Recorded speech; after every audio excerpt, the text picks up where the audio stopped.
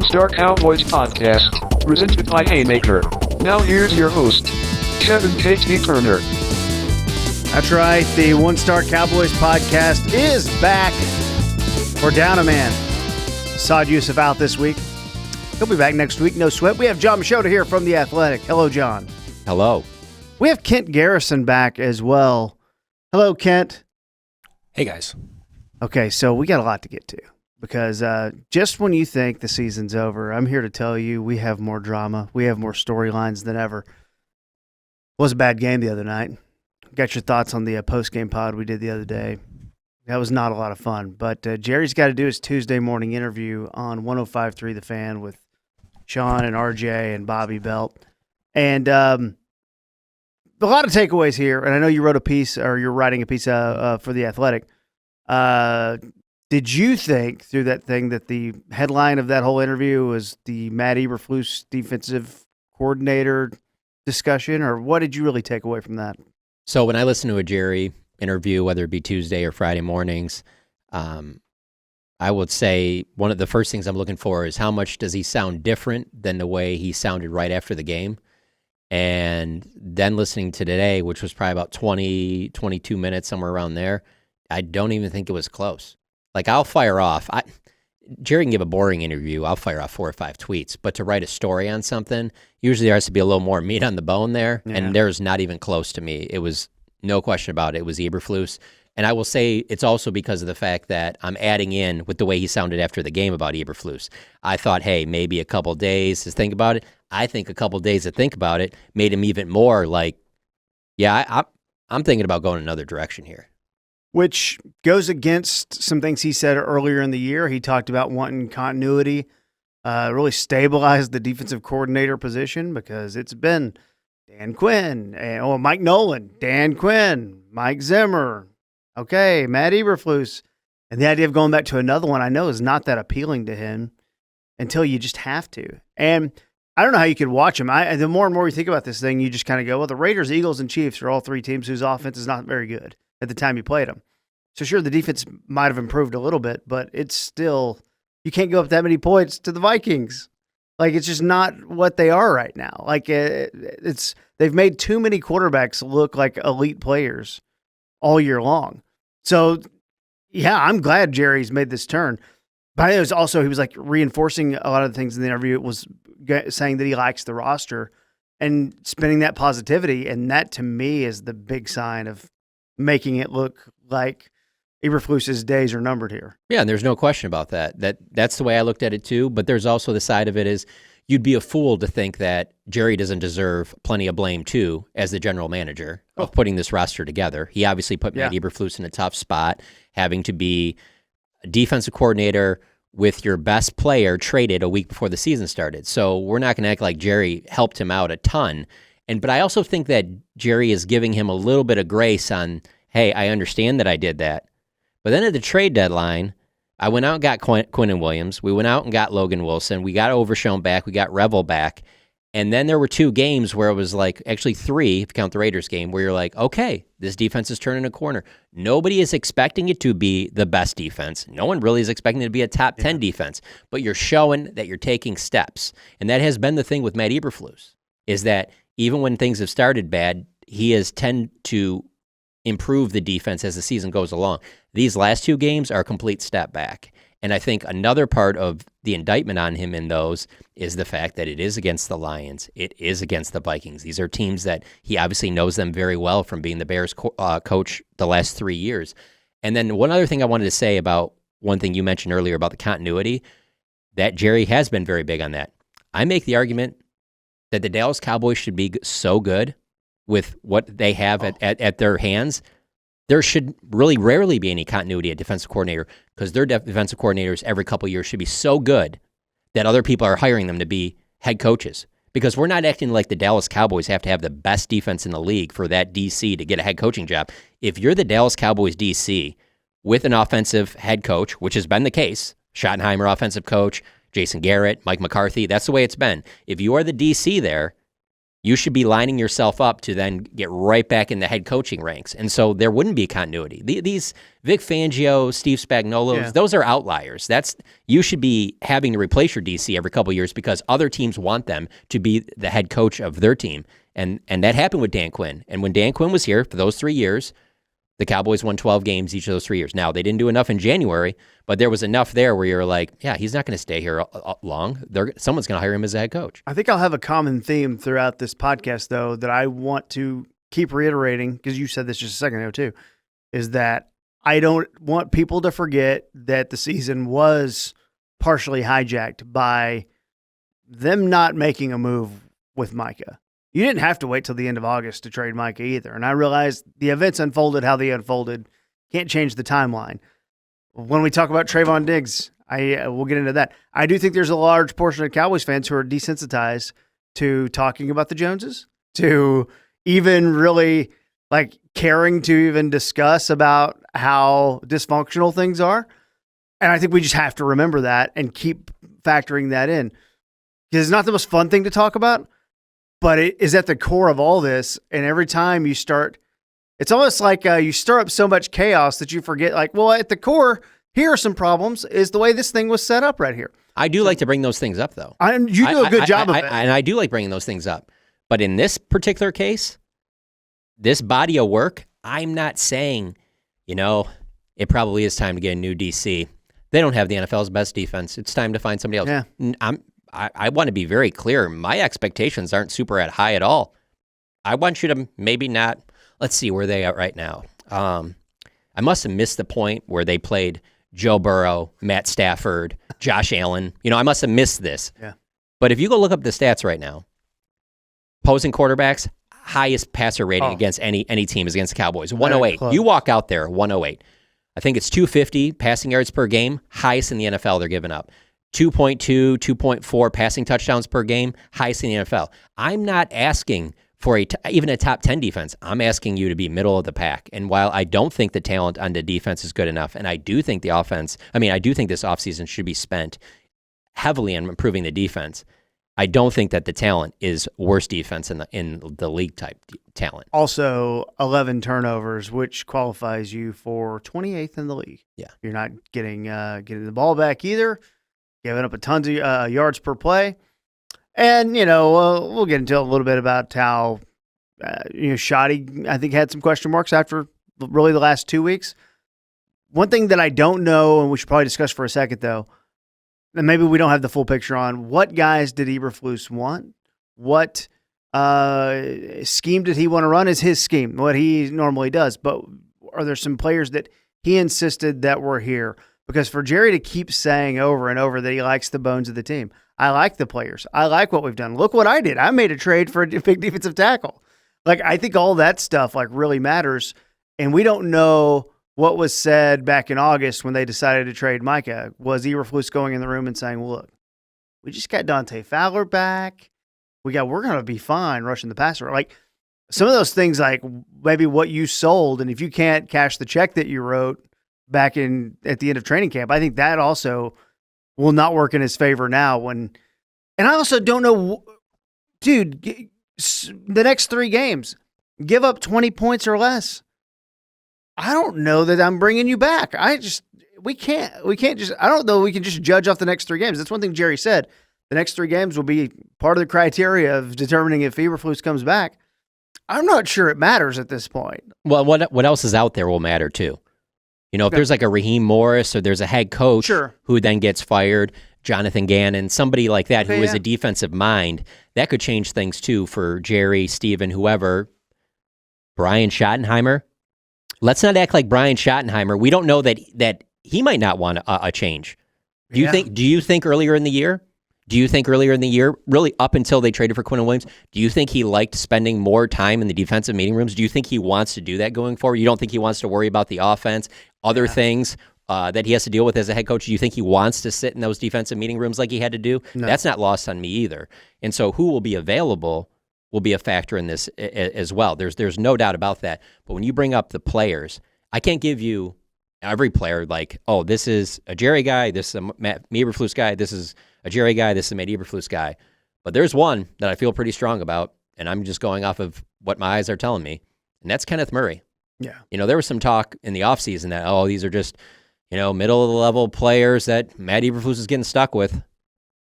Cool. Why is he still out there? Yeah. That is the most important position, the green dot. That's the guy that you're communicating to, and he continues to be out there. Obviously, Matt Eberflus feels comfortable with Kenneth Murray being out there. I equate it, and I shouldn't do apples to apples, but it kind of is this way for me. When you have a new DC coming in, let me think. Let's see how far we have to go back. Last year with Mike Zimmer, what did they do for him? They went out and got Eric Kendricks because he knows the system. He was going to be your green dot guy. I'm not saying it was flawless, but the results were 1,000 times better than what we've seen from Kenneth Murray. Yeah, and our other guy was Sanborn, was a Eberflus guy, at least allegedly. I mean, yeah, for sure. Basically just looking at that he played with the Bears. Yeah. Well, Eberflus was there. No doubt. Yeah, that's tough. I was listening to a bit of the Logan Wilson Family Playbook podcast, and he was talking about how hard it is to come here and learn a defense that fast. Like, because he obviously is like the backup green dot, and he was talking about that on the and I don't know, it didn't go into depth with it, so it did make me listening to that gave me a second of okay, that's why they're still keeping Kenneth Murray out there because Logan Wilson's still getting it all together. Now at this point, it's been a month, it's been 6 weeks since the trade. I mean, it's been a while, so it should be time to go. And there's also part of me that wonders, okay, once you list off all the defensive players this year that you're like, man, that guy's having a career year. Yeah. There's not one? Is there one? Can you think of somebody? Is there somebody that you're just like, it would be your rookie. Man, if you have Savon Revel. Yeah, the career year guys are the rookie guys. Right. So there's not one player that you're like, oof, I wouldn't want to make too many changes because then all of a sudden that guy's going to take some step backs. Who would that be? Yeah, I don't have that name off the top of my head. I really don't. We're just wish too far I did. in for this for me to be making excuses. So that's why I'm not sure. anymore, and that's why I don't think Jerry is either. Because when things were bad earlier in the year and Jerry was asked about the defense, Jerry would defend Eberflus to a certain extent, talking about how we know him. Steven, same thing. We know him. He's been in this building before. It was about 6 years as the linebackers coach and then elevated to defensive passing game coordinator. You're not really hearing that stuff anymore. I hate the we know him argument. I know. This team. But I get it, but let me be completely fair too. Let's go back to the offseason. I don't think that he was a bad hire. I don't either. So that I was for it. Of that. Yeah. But I'm also for, hey, this isn't working. You've invested a lot in this roster. Jerry clearly thinks highly of this roster. Mm-hmm. Jerry clearly knows where he is age-wise in his life. If he doesn't think that this is the right DC with what he's invested, I find it very hard to believe he's going to be like, nah, let's just kind of run this back. Where we've definitely seen that from Jerry in the past. So that's why I think he's talking the way he's talking right now is because he knows that they can't just extend this another year if it keeps looking this way. And like you said earlier, like it's not burning bridges or trash talking or gossip, but like Jerry will have a sit-down meeting with Brian Schottenheimer, and I can't see how Brian Schottenheimer can be like, now, hold on, Jerry. We're getting a little bit better on defense. Like, it's not like Eberflus is his guy, and Brian's job's on the line too with that. 100%. I was thinking about that the other night. Now, and the last 2 weeks is probably the most mental notes that I've taken on Schottenheimer's game management or just questions about some things with him. But I was sitting there going, imagine being him, and you finally get your chance, and you can't get off the field on defense. That would drive me insane. It's kind of out of his hands. Especially after the Quinnen Williams move. Yeah. Because you don't even have to be a defensive guru to see the impact that dude makes. Yeah. I mean, it's incredible. Like, the adding him immediately to that defense should have prevented anything that we've seen these last 2 weeks against Detroit and Minnesota. And really, Detroit, I get it. I mean, Goff is super comfortable there. They have weapons. There's a chance that they're a playoff team. Minnesota, J.J. McCarthy, you're building 10 days in between games that you had to get ready for this. And honestly, I got the feeling, and this is from also talking to some people, that like Minnesota wasn't even fazed by anything that they were doing. And Minnesota is clearly not having the year that they were having a year ago. But they were just kind of like, no, if we do this and this, we'll take care of business there. J.J. McCarthy looked extremely comfortable. That was the most comfortable he's looked since playing at Michigan. Yeah. And it's not even close. And the other thing, like, you can go, do the digging and all that stuff. They've made choices over the past 2 weeks to not send extra players very often either. What do you have to lose? That's in the part I Lions don't get about game, it. and the Lions game, like, the one thing you can say about Jared Goff is, outside of maybe playing in the cold, maybe still, is you got to get in his face a little bit. You got to hit him. You have to.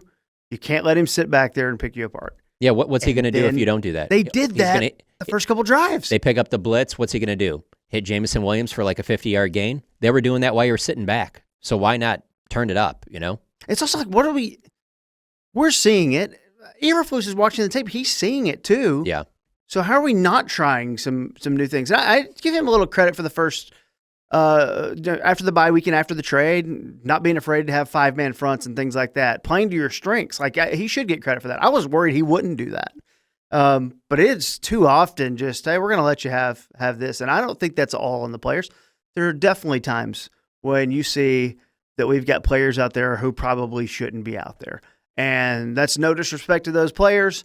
They've earned the right to play in the NFL, blah, blah, blah. But I don't know that you need a guy like, we ran Bridges out there for a while. I don't know that Marquise Bell needs to be playing as much as he's having to play. Like, things like that make you just kind of scratch your head and go, okay, we could get some upgrades on defense. You absolutely could, but Jerry does have a point. Like, it's not like they didn't do anything. They have the guys. I still disagree with the Micah trade. Wouldn't have done it. But, and especially the timing, I wouldn't have done it to my new coach. I wouldn't have done it to the good vibes of training camp and the possibility of winning this year. Would not have done that. But once you have, I do think, like, and I don't even fully agree with the Quinnen Williams trade, honestly, but I respect trying to do something about it. Try to help fix the defense. Try to help do something for the offense. I respect all that. But I just get a notepad, because when you start talking, I start thinking of like 5-6 different things I know, to right? talk about. It's like, it's just like you saying that Well, thing it about goes Micah. on and on. Like you say that thing about Micah. All right, I agree with you on that. But where stuff's been going, and knowing how Micah Parsons is, yeah. How do you think he would have handled this Matt Eberflus defense if it was playing the way that it is? You think he would have maybe, I don't know, doing what we're doing right now, podcasting? You don't think that? My question is, does the defense change with him? I think for me, if you could have done the Jets trade and involved Micah, I'd be sitting here today and not even having any like second thoughts. I really wouldn't. I'm not joking when I say that. If I'm talking, you get Quinnen Williams from day one. Obviously, there would have been, you would have had to get a 1 as well. Sure. I don't buy in the Jerry saying that they would have given Micah and a 1. I think he messed that up. But if you get a 1 and Quinnen Williams and you send Micah Parsons to the Jets, I'm not looking at that trade right now. And that has nothing to do with his injury either. I'm saying he was playing great. Yeah. But I'm saying that that's a move that you could have got me to make at that time. Well, here's the other thing is, I don't know how heavy the phone started ringing, but the Jets started out of the gate 0-5. So it's not like they were winning games. Yeah. So I had kind of in my head been like, well, week 5, week 6, week 7, mid to late October, a couple weeks before the trade deadline, could you have gotten Quinnen Williams here faster? Because possibly, it was very evident this defense was not going to be what you needed it to be to win a bunch of games. I will always go back to this, and I haven't been told this by anybody in the league, but just going back to that day when it happened, there's a part of me that will always believe that the Sauce Gardner thing was tied in, where it's like, maybe. All right, hey, hey, the Colts are offering us this. Let's just start stackpiling picks. Because just the way it happened, like later in the day and everything like that, I'll always think that was part of it. But even when I think of the Jets, I think of, Aaron Glenn, defensive mind. I think of last year and even the previous seasons with the Lions. There'd be a lot of games going in before you play the Lions. People would talk about like Aaron Glenn defense and doing stuff like that. And there would be signature games that, as good as the Lions offense was, where you were like, man, that Aaron Glenn called a great defensive game. I'll be honest with you. The one that stands out to me is the last year's regular season finale, the final game of the season against the Vikings. The winner gets the 1 seed, and he was phenomenal in that game. I think of the teams that the Cowboys have played this year, going against the Eagles. Vic Fangio and his defense. Vic Fangio, to me, should have been the Super Bowl MVP, okay? We'll talk about that leading into games, the Vikings game. We'll talk about Vance Joseph. This past week, we'll talk about Brian Flores. There's several other guys, the Cardinals game. Sure. Jonathan Gannon's the head coach. You talk about that. Who's doing that with Matt Eberflus before the Cowboys play? What is his signature game that where you're like, his fingerprints are all over this. This is what you got that you can build on for next year. I started thinking about next year 3-4 weeks ago. I really did. Sure. When I saw what Quinnen Williams was doing, I was like, yeah, man, there's something here. If you get everything clicking, like they got some pieces here on the field, but also the way that these guys carry themselves behind the scenes, where I'm like, I can see this being a good team next year. But is it the Chiefs game? The Chiefs game, and then everything you see is the Chiefs struggling to get to 20 points in every game they play. The Eagles, very well documented, and the Eagles can only score on the Raiders. So, any of those 3 wins that they got in a row there just kind of fall flat on me in terms of – and that's why I was saying before the Lions game, let's wait on how good this defense is. None of those teams tried to run. The Eagles didn't. The Raiders did not. Famously, Chip Kelly did not try to run, and the Chiefs don't try to run on anyone. So none of those teams are trying to run the ball. What did they do to Patrick Mahomes? Look up Patrick Mahomes' stats from that game. Was that because why they won, or was it because George Pickens was mossing people? I will say that in that game, Patrick Mahomes was gassed and running around. Okay, a lot. Look up his stats. Tell me how gassed he was. I'm sure he ended up pretty Actually, good. The play I'm thinking of is special teams. 23 of 34. Fumble recovery. I'm just thinking about and honestly, the aggressiveness that they played with against the Chiefs. Kent, you can bring up that side of the coaching staff too, because the special teams haven't been great either. No, I mean, they have not. To have Kevontae Turpin and what has been a at least solid special teams in previous years, that's not a great spot. Then he's playing wide receiver and having a miscommunication there the other day in the game. Right. I know this is crazy to go here, but this is where my mind goes. I'm thinking about the defense. Back to the draft, I think it's 2022. I was running the draft for The Athletic. We had Dane Brugler in studio, Nate Tice in studio, Robert Mays. Cowboys pick comes up in the first round. And I'm doing the graphics, right? So I'm filling out the graphics for who the pick is for the broadcast, right? And I see come across the ticker, Dallas Cowboys, Smith. I'm like, yeah, let's go. Nolan Smith is a Cowboy. Oh, no, it's Mozzie Smith. Sorry. And I couldn't believe it that they picked Mozzie Smith over Nolan Smith. Philadelphia says, thank you very much. A couple picks later, takes Nolan Smith. What's the ripple effect of that? And not taking a linebacker when there was one there that you could have had. And is it easier to let Micah go in that case? Is Kenneth Murray not even on the team? That's where my mind goes, is like, that was a miss that really affected like the next 3-4 years of your defense. Yeah, I can hindsight that and defend the Cowboys a little bit just because of the fact of, I was amongst thousands of people complaining about that they don't spend enough on defensive tackle. Yeah. So the fact that they took a swing at defensive tackle, I don't hate that. And then at that time you have Micah. And again, I understand that the way things have played out, hindsight's 2020, but they thought they would be getting more at this point from Sam Williams as well. Oh yeah. And you can always get like a Dante Fowler, Dorrance Armstrong level guy through free agency. I expect them to do that, this year. Next year, I guess. Technically, we're still in December, but I expect them to do that with defensive end because it needs a lot of work there. But because I think that's what Nolan Smith would have been playing here. But I don't hate that they took a chance on Mozzie or even went that direction. I just I think they waited too long to even move on from him, to be honest with you. Oh yeah, and he has been inactive. He played 2 games with the Jets and has been inactive ever since. He's not been producing for them. But that 2023 draft, outside of Overshone, I guess Schoonmaker had a nice catch the other day. He's injured right now, but Sam Laporta is the guy that I think of. How if you had Laporta and Jake Ferguson right now, but you would have had to take Laporta instead of Mozzie Smith. Sure, but if you had those two tight ends, like they were looking at the offensive lineman too. They were looking at offensive line. Yep, Bergeron would have been the pick if it wasn't Mozzie, but tight end was certainly in play there as well. The Taco draft was 2017, and honestly, you ended up getting guys who are hanging on in the NFL: Cheeto, Jordan Lewis, Xavier Woods still playing.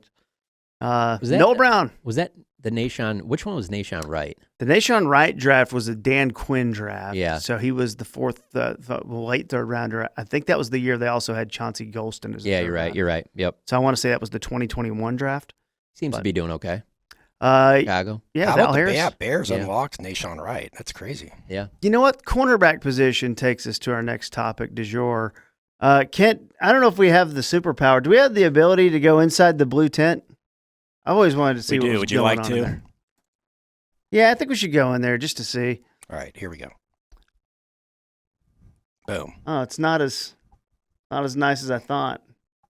Thought there'd be more Sorry. stuff going on in what there. do you think they're doing in there? You're either getting checked out for an injury or you're going to the bathroom. Well, you have an iPad there. You can catch up on Stranger Things. Okay. Trevon Diggs.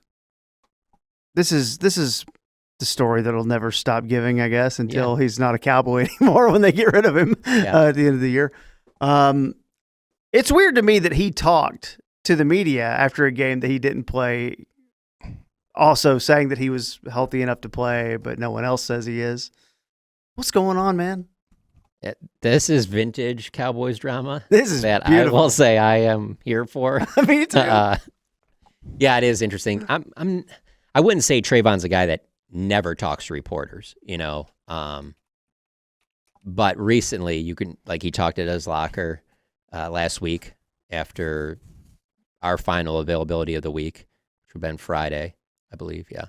And he certainly felt like he was going to play, that he was healthy enough, but it's beyond health. They can say that, but it's also, buying into the team and doing things the right way and all that stuff like that. They do have pretty strong culture, and there are parts of Trevon Diggs I think go against what they want to build or what they are building under Schottenheimer. So I think that factors in. And so they've been kind of a little, I don't know, they've tried to hide that a little bit, not make that as big of a deal as the whole, well, he's not healthy thing. And I think the health has been an issue this year. He's had a legitimate knee injury. At home accident led to a concussion. As Trevon said after the game, accidents happen. They do. But do. I think that factored in too. And so I think he looks at it as, I'm a talented player. I've played at a high level. I'm healthy. Put me out there. Don't leave this up to like what I'm doing in meetings. This isn't high school football, or if I'm showing up or whatever like that, or I'm on time, or I'm doing everything that the coaches want. So I almost think he's kind of being like made an example of. Yeah. And also just, nothing to me on this current roster would be more shocking than if he's on the roster next year at this time. It just seems like the writing's on the wall that they're just going to part ways. He's going to end up in Green Bay with Micah. No. Or Chicago. Yeah, or something like with Al that. Harris. And so because of that, that's why if he wasn't going to be active for that game, I don't see them making him active now. No, I don't either, and it doesn't make sense now. Yeah. Either you're evaluating your younger guys. To me, that's what the mode has to be. There's got to be part of him that looks at what's on the field too and goes, "Come on, guys, we're doing this." Oh yeah, no, and Like, you're that's telling what me I I'm can't doing. get out here You right can't now? tell me you're serious about, Yeah. like really serious about winning. And his play has not been good, and his effort at times has not been good. I want to be real clear because I'm about to say something that's not popular. I'm going to be real clear. I'm not absolving Trevon Diggs of any of this, but I think this is way more 50-50 than it is 90% Trevon Diggs' fault and 10% the Cowboys' fault. Oh, I do like doing percentages. Go to the mall, ask 10 people whose fault is it that Trevon Diggs. 9 out of 10 would tell you that this is all on Trevon Diggs and he sucks and all that. I'm trying to incorporate everything I've seen and heard behind the scenes too with all of that. Okay. I'm going to go 60-40, 65-35, somewhere in there, Cowboys. Really? Yeah. Okay. Well, I have a terrible. Let's get a baseline set here. Where would your we're going to do two examples. You'll love both these. Trading Luka Doncic. 100% on the math. 100. Okay. I would be 98. I do think that there are things behind the scenes where you can trade Luka Doncic. I wouldn't have done it for that move, but I think that there are, I can't say 100 because I do think that there could be some certain things where you're like, well, we're going to have to get a haul in return. That's the problem. You tell me that they send him to Oklahoma City and they get Shea and a bunch of ones or something like that. There is, I'm just saying that it's not, for me, I won't be 100. He's tradable if you get right. shit ton back. All right, now Micah Parsons. I think more tradable than Luka on this scale, for sure. Still wouldn't have done it. I'll just say that. So what do you think that, like, asking what's the? Because I'm at like about 75% where I could trade Micah Parsons. Oh, yeah, at that time. I'm not sending him to the Green Bay Packers. 50-50, and he's going to the AFC. Yeah, no doubt. I'm at 90%. I'd be in on doing, like I told you, that Quinn and Williams deal if it was at the beginning of the year. Mm-hmm. You get a 1, a Jets 1, which is going to be high. Sure. Quinn and Williams, and then you don't. That makes way more sense than what they've done. Right. And so that's why I'm saying, like, I know that there's people that are in absolutes on both Luka and Micah. Yeah, no. They are 100%. There's no way you can ever trade those guys. I am not there. So when I say that with Trevon Diggs, I'm just trying to be there's a lot more that go into a lot of these things. And that's why I'm just saying, like, I would say it's probably 60-40, and I'm on the Cowboys' favor, maybe even 65-35. Are you ready for a really bad analogy? Yes. Because here's what I have here. I believe in if you're an organization, especially players that you've signed to second contracts, I do believe you should empower them to be the best that they can be for you. Okay? So this is what they did at the State of the Team address in Oxnard to start the season by running over Trevon and Terrence Steele. They had a reason for doing that, and they did what they did. To me, that was the equivalent of you go get a used car. Okay, you got it. It's in your driveway. It's not really working very well, though. This car's not running the way I want it to. Let's get a mechanic over. So you get a mechanic over. He takes a look. Okay. Then you start, it's still not working here. Still can't get it going. And instead of getting another mechanic and then another mechanic or another mechanic and trying to fix the problem, they instead chose to stand up on the hood of the car, drop trowel, and take a dump on the hood of the car. That, to me, benefits no one. Both parties are hurt because of their actions. And that's the realistic point of view I want to be about. That's where they messed up here. And that should not be on him. See, you're him talking doing all the things he needs to do. And I'm not an absolute on that, because I do think that part of that with them, I'm not saying I agree with it, but a part of them is also setting the tone for what they believe is the culture for their team, that they want their guys rehabbing and working out at the facility, because that's how it's been. That's how their players that have come back from injuries have done that. And so that's why they put that in players' contracts. They want them at the Star, and that's always a thing with being around Mike McCarthy for those 4 years. It was, it was 5, right? Yeah, 5 years. 5 years, yeah. He would bring up a lot that he was always impressed with how many players stay in Dallas in the offseason, because that obviously wasn't the case in Green Bay. And it's more than just see last night. Patrick Mahomes gets his surgery done in Dallas, by Dr. Cooper, one of the Cowboys team doctors. There's just a lot of players, obviously Myles Garrett. There's a lot of players that stay in Dallas in the offseason. So I think they factor that in too, where it's like, well, we're not asking you to stay like in some place that you don't want to be. Like, we want you to rehab here, not in Miami. We want you to be around our guys so we know where you're at in that. And so I think that's why.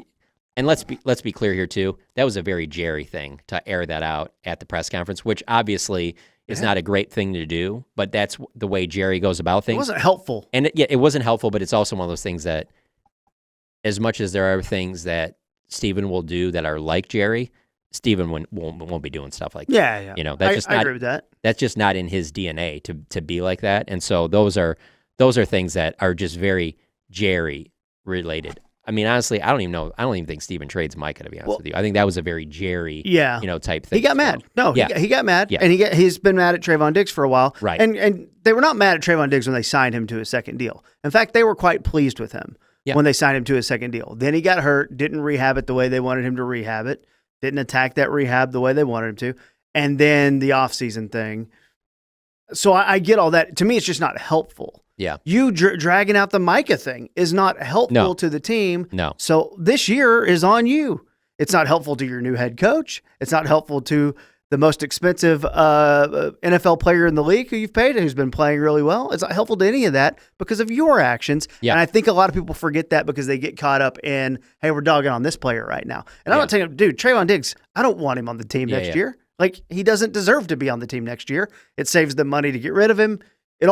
He's never, and you can tell he's never fit with what Eberflus wants either, because 100%. you go back to, you talk about training camp, one of the first times that Eberflus talked at training camp, he talked about no house guests, and that being that he doesn't want any players out there that aren't going to be making tackles, and aren't going to be, part of stopping the run, even if you are a corner.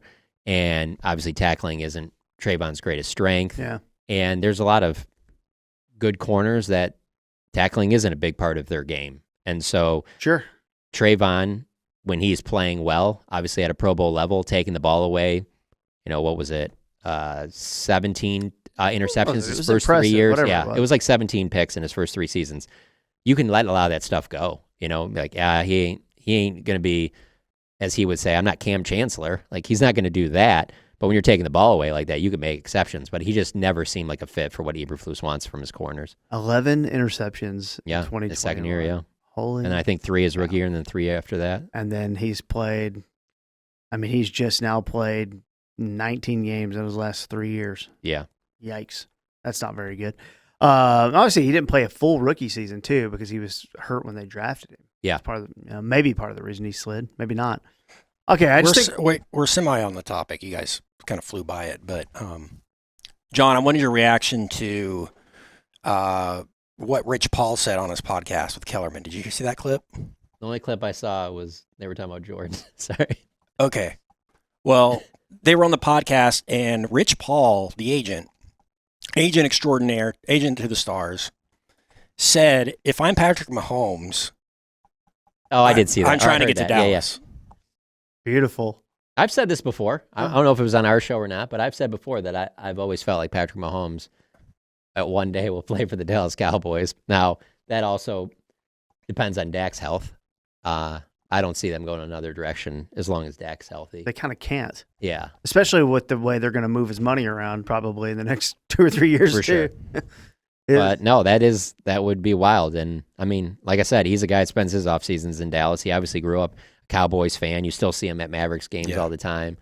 I just wonder, though, also with him being a Mavericks fan, I wonder every year that goes by, the more and more I think it'll be tough for him to leave Kansas City and not finish it out, run it out like Eric did, where, that's your team, like Roger, like Troy, like that's what you think of, like that's their team. So I think for him, that would be kind of hard. Whereas like with Aaron Rodgers seems like he always wants to stir stuff up. So it fits perfectly where his career is going. Oh, yeah. Brett Favre, stuff like that. There's a part of me that thinks that Patrick will just get so far into it where he'll be like, do I really want to do this? And I think the only way he does is that someone would have to really disrespect him in their organization. And that could be their coach, because I don't expect him to have Andy Reid the entire time. There's going to be a next coach. And if he gets to a point where they are butting heads, maybe something like that happens, like kind of a Nico Luka thing. But as long as they take care of him and treat him like the royalty that he is in this league, I just think ultimately he probably won't want to do that. But if he's going to go somewhere, that would be pretty fascinating. I'm looking for my quarterbacks as pop stars script that I pulled up a couple years ago. I can't find it on the fly here, but it did occur to me just watching last night that Rodgers is the Taylor Swift. Just drama, needs it to be messy, otherwise they can't really thrive, but still one of the all-time greats.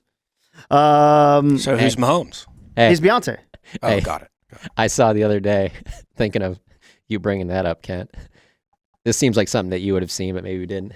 You see that somebody's trying to sell their contacts on eBay from that they watched the Eras tour in? Oh my God, that's so disgusting. That's amazing, honestly. I think it was like they wanted I respect like the hustle a little bit, like I respect the grind. Yeah. Somebody out there surely will buy that. Somebody give me the Kent Garrison keyboard from the halftime show at Ford Field, please. Did not sell. Yeah, you can find old condoms from porn stars on eBay, I think. Look that up. KT would know. I don't want to look that up. Look that up. I don't want to look that up. Oh, last hypothetical on Trevon Diggs, then we're going to get out of this blue tent. It's getting weird in here. If it did not make sense for them financially to move on from him after this year, like if the contract was different to where, like it kills you to cut him, they would have been working to make this work. Yes, 100%. There's no doubt about that. The moving on after this season, I think, is a huge factor in all. I just don't understand why the focus can't be winning football games. And I know there's a lot of parties in play. There's a lot of noise. I would just say don't. that I there don't think you can ever get over the hump until you lock in and Yeah. focus on that only. In Jerry's mind, I feel like I'll always feel this way. And I've talked to people then involved closely on and off the record about this. I will always feel like he felt like he did that in 2023. And, well, actually, you know what?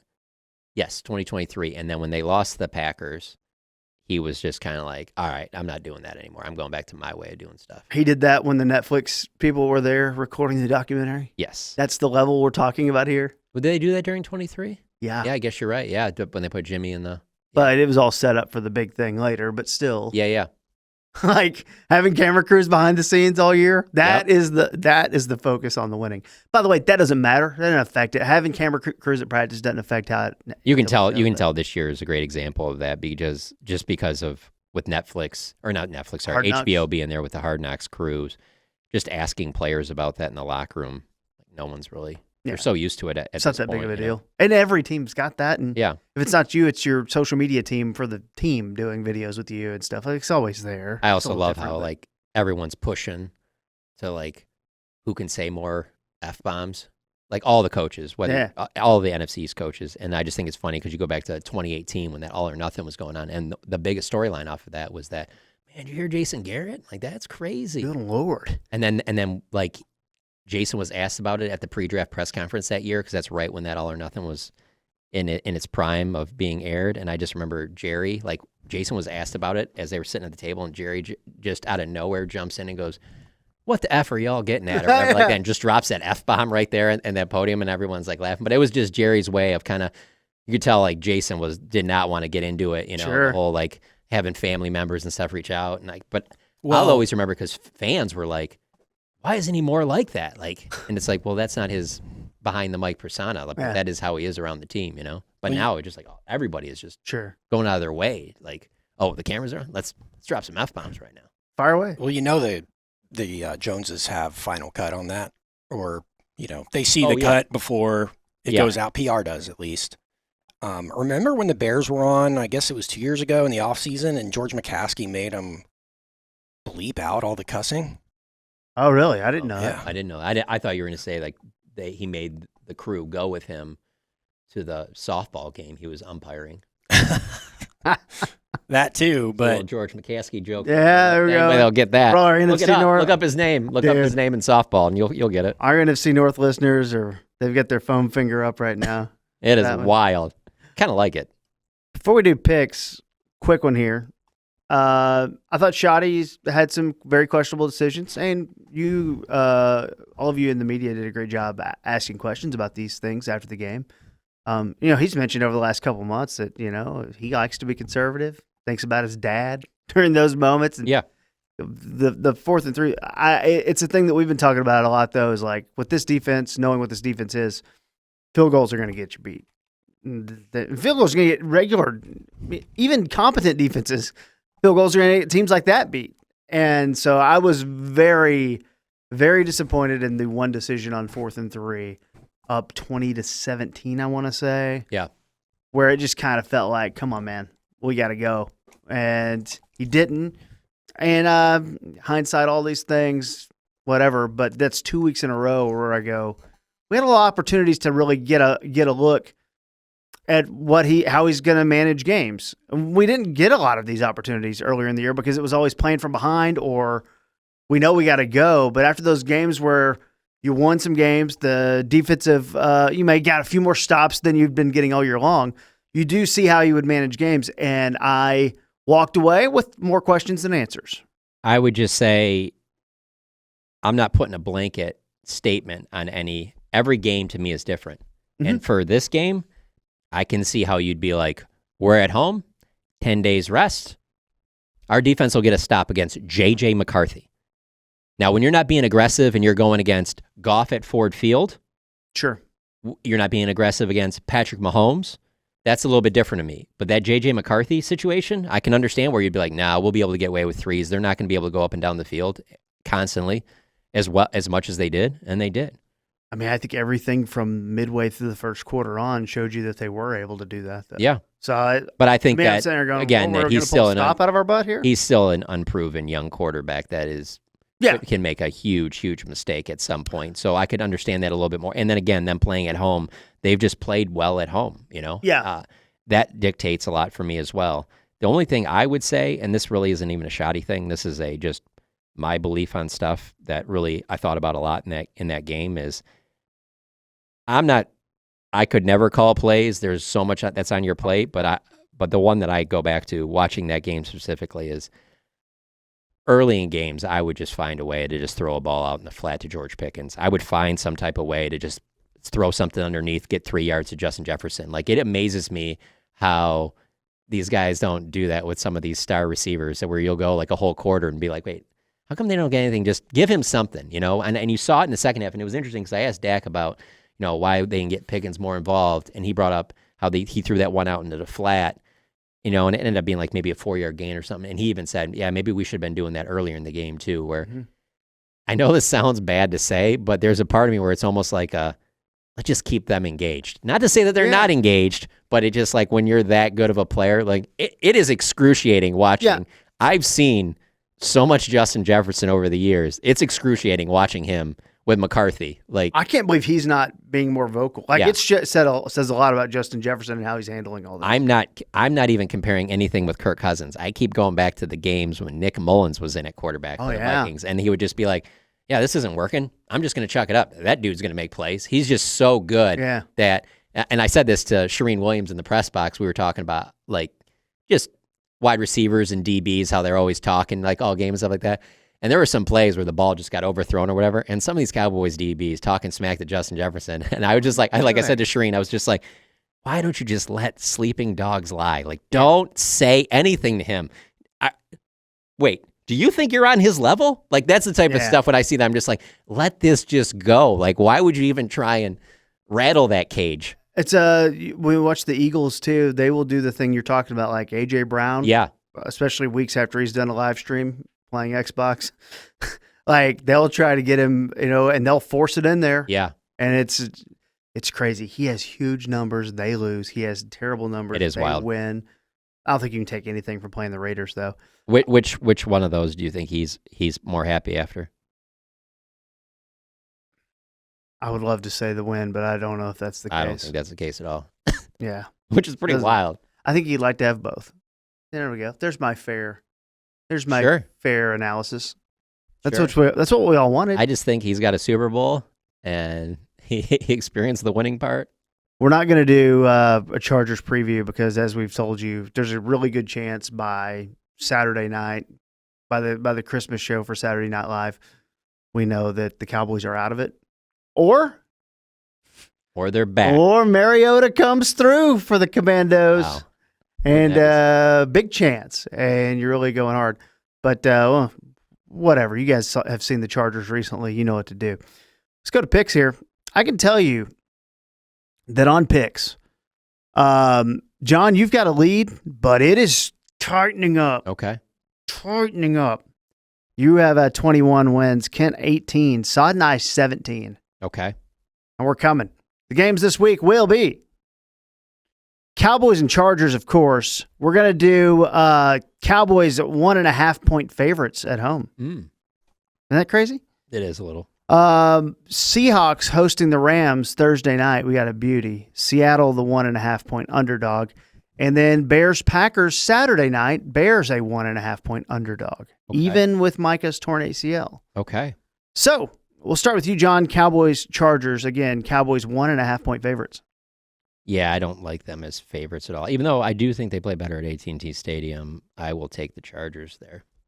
2 big losses at AT&T Stadium. Jim Harbaugh just khakis, drinking milk on the sidelines. How can you go against that? Cardinals and the Vikings loss at home are going to... Jim, you got anything to say about your former assistant coach who got arrested? Yeah, tell us some more about that. Nothing about that. I got you. Okay, cool. Sod took the Chargers plus 1.52. Kent? Who's a better quarterback, J.J. McCarthy or Justin Herbert? Justin Herbert. That's my answer. Chargers. Although is Justin Herbert as good as everyone says? Yeah. I'm very Justin Herbert in the same box as Trevor Lawrence. I think there's a I'm not putting them on the in that Mahomes, Josh Allen, Joe Burrow category, but they're in that next group where we live in a world where they're bringing Phillip Rivers at 44 off the couch that we're so bad at quarterback. So I think you got to be happy if you have the Justin Herberts of the world. You're happy with it, but watching him play very closely, like the game against the Eagles, and we all see him play all the time, but like against the Eagles very closely. Yeah. And you're like, okay, what? Now the Eagles defense has made a lot of quarterbacks look bad though. So what do you think would happen if you took him off of Chargers and swapped him with Jalen Hurts? Because I think he gets rings. I think they're probably gonna get some good rings. He probably did the tush push with him too. He's big. Still do it. We can still do it. Kent, you said Chargers, right? I did. I'll take the Chargers too. Well, I'll take the Chargers plus 1.5. Down on Cowboys. Maybe this is Eberflus's revenge game. It is. It sounds like it. Let's go Seattle plus 1.5. Okay, they're at home against the Rams and getting a 1.5. Sod took Seattle. I will be taking Matt Stafford in the Rams, and that is everything to do with Matt Stafford is awesome right now. The Devontae Adams injury is something to watch for sure, but I feel like they will get by. So give me the Rams minus 1.5. Let's go to you, Kent. I'll take the Seahawks at home. The weather, loud environment, divisional game. Yeah, give me Seattle. John? You got a game time on that? Thursday night. Oh, yeah. So, and I've got 48 degrees and 90% chance of rain. Seattle. Place going to be rocking. I do think Stafford's playing at MVP level, and I do think they are the best team right now in the NFL if you have Devontae Adams. But at Seattle, and I don't think they're going to have Devontae, and even if they do, I don't think he's going to be close to 100%. So, yeah, give me the Seahawks. Rams are weird because they'll find a way to run the ball a little bit as well. Both absolutely. Those dudes, Williams and Corum. Yeah.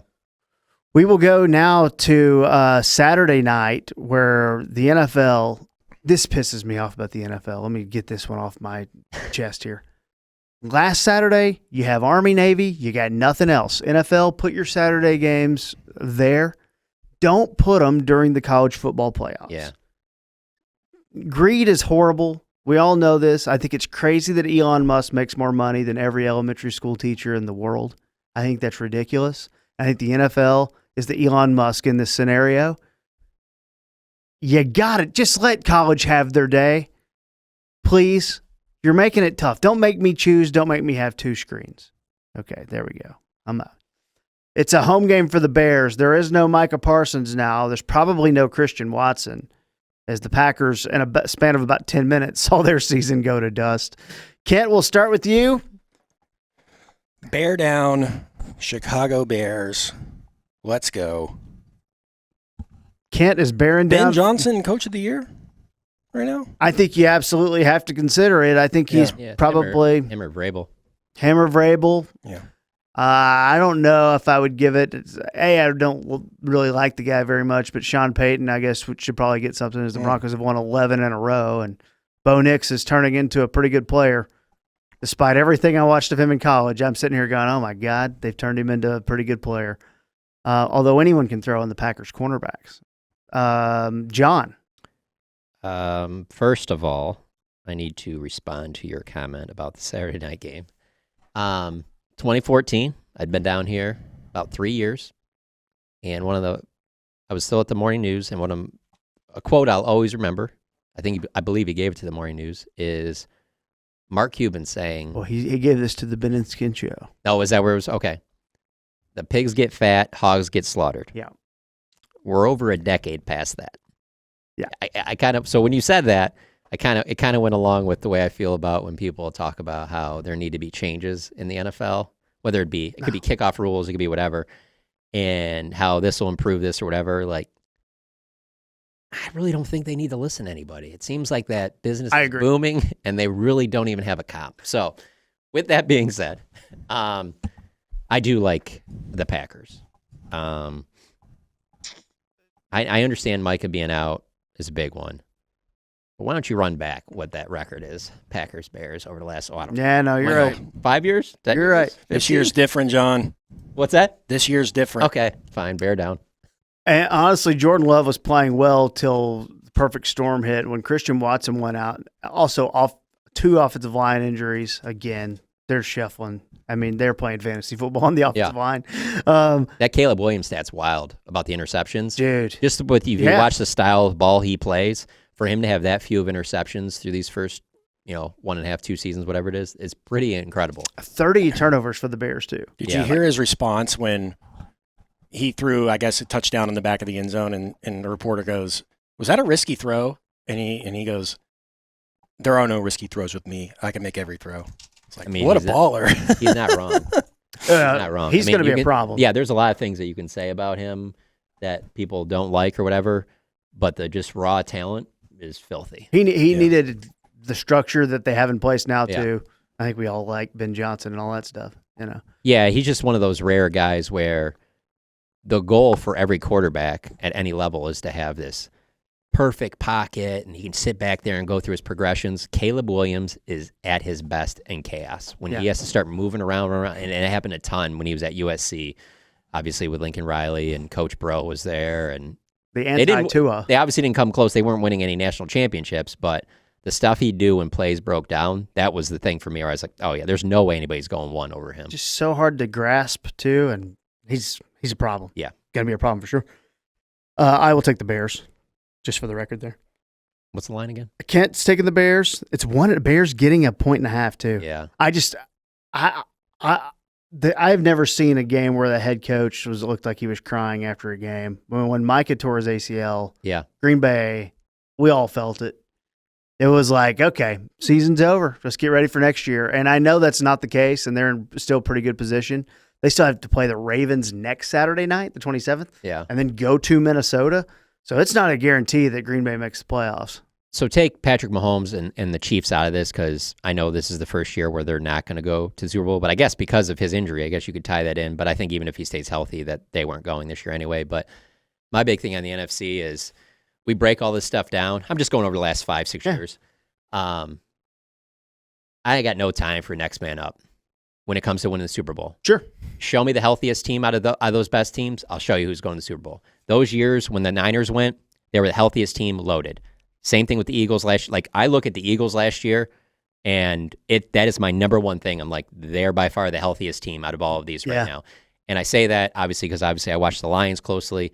If they ever had a healthy season, I would expect them to go to the Super Bowl because of how much talent they've had the last 2 years. They haven't come close to it. And that's the same. I look at the Packers. I'm just like, it's not just Micah, the Tucker Kraft injury. They've had Jenkins, all these injuries. Yeah. The wide receivers. Yeah. Wyatt. Like, it's the Lions last year. So there's, I get it. I'm not an NFL head coach. I never would want to be, but I like to be a realist about this stuff. Yeah. This whole next man stuff, that's great for your locker room. I deal in reality. Yeah. Show me who is the healthiest team. So this is for anybody that's trying to bet on futures of who's going to go to the Super Bowl out of the NFC. Tell me who the healthiest team is. That's the one that's going. And that's why, with that being said, I really don't care what's happened up to this point. Nothing will surprise me if in that Super Bowl in February, it's the Philadelphia Eagles. They're getting Lane Johnson back. Like, as dysfunctional as everything is, it would not surprise me if they go back to the Super Bowl, if they stay healthy. We did this last week. Can we update it? We did. Who are the 4? Who are the top 4? 2 in each conference. And I keep coming, the Rams are there. Yeah. I keep coming back to, have we just been sleeping on the 49ers all year? And they've had a ton of injuries too, but they somehow play well. Yeah. And they end up winning. And I've decided that for this week, I'm going to say Rams, 49ers. And then on the other side, I mean, how do you even Buffalo's going to be in there for me, especially they just beat New England, but whatever. And Buffalo. If they're not, they might never go. This is their best I team. think Denver's a problem now. And I don't know that I felt more so than I have felt at any other time, but I still would not pick them. But yeah, okay. Yeah. I didn't think Bo Nix he's playing the Green Bay cornerbacks again. Slow down on that, I guess. But I mean, do you think though that who are they losing to? I'm just saying, like, do you think that game goes that way if Micah doesn't get hurt? No, the Packers win that game. Yeah, so I think if Packers don't try to throw 90-yard bombs to Christian Watson, they win that game. I mean, that's a factor too. Yeah. But All this. That's another thing tying it back to the Cowboys, though. That You can tell today on the radio, too, with Jerry, that's a factor in his frustration, too, is that they are relatively healthy.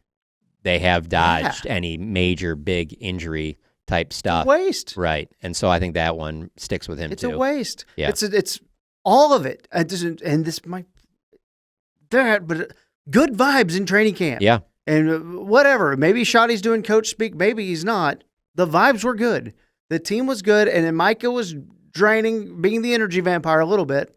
But they just didn't handle it. Yeah. And they let it sit there and just ruin everything. The vibes are good right after the that on Quinn and Micah. Williams trade, too, though, when they won those 3 games in a row. That's why Dak's so surprised, because he felt so confident with, hey, Lamb's back and Pickens is playing great. And now all of a sudden we got a year that who was expecting out of Javonte Williams. So it's like if you just get something from the defense, and you did for 3 straight games, and you're thinking, okay, well, you can keep building on that. And then the way that they played against Detroit and Minnesota, and that is all gone now. For all our Team Tank friends, I'll just tell you, the Cowboys are going to play. They're going to play hard. And also, you shouldn't be tanking in a sport where people could die on the field. I get that, but when Shoddy says that, the first thing I automatically think of is when he's saying, well, we play to win, we always play to win, whatever. Like, well, then you can't put Joe Milton out there. And I just find it hard to believe that you wouldn't want to, if everything's lost, like you're eliminated from the playoffs, you're in New York, whatever it is, January 3rd, 4th, whatever day you play on, why wouldn't you want to put him out there? Yeah. Well, number one reason is not developing Joe Milton. Yeah, it's making sure Dak doesn't. It's why Joe Burrow that's the one with the Micah Parsons thing, too. In Cincinnati. Yeah, but I mean, the Micah Parsons thing, too, where it's like, not only does it end his season, it's like, how much does it impact potentially when he comes back next season, when these injuries happen late in the year like that? Yeah. That happened with Aleem McNeil with the Lions, where you're just like, that will carry over potentially. Now, Mike is a freak athlete who would not surprise me if he's out there kind of like an overshown where you're like, no, he'll be back sooner than that timetable. I'm not saying that, but with Dak, the injuries have added up and stuff. You really want that in a meaningless Week 18 game against the Giants? Yeah. I mean, Mahomes could miss time next year. Yeah, that's Christian Watson tore his ACL in Week 18 last year and was not back till like Week 6 or 7 this year. Oh, yeah. This is, the timeline is different for everyone. Yeah. But 9 to 11 months, and the Mavericks are watching this with Kyrie right now. Yeah. So I could see wanting to put Joe Milton out there with like, maybe CD or George. I don't think you need to play both of them, but then Tolbert, Flanoy, some other guys, and just see what he can do against, I could get you to the 10th or 11th pick in the draft there. Yeah. And watch Green Bay keep losing. You have 2 top 20 picks. Very possible. Okay. Very possible. Okay. That's not how we need to end this episode. All right. Make sure you're checking out our buddy Sod over at The Athletic as well. We do love Sod, and we'll see him next week. For Kent Garrison, for John Machota, I will say this is the One Star Cowboys podcast. Follow us on Instagram at One Star Cowboys Pod, and obviously our YouTube channel here. Thanks to our friends at the Haymaker Network. Look at this. Looks pretty nice. Pretty fancy. How about that? Pretty fancy. Pretty fancy at all. So at Haymaker Network on all the social media sites, and then on YouTube. Give it a follow. Hit the subscribe. Thumb up it. It's just the algorithm stuff, as far as I know.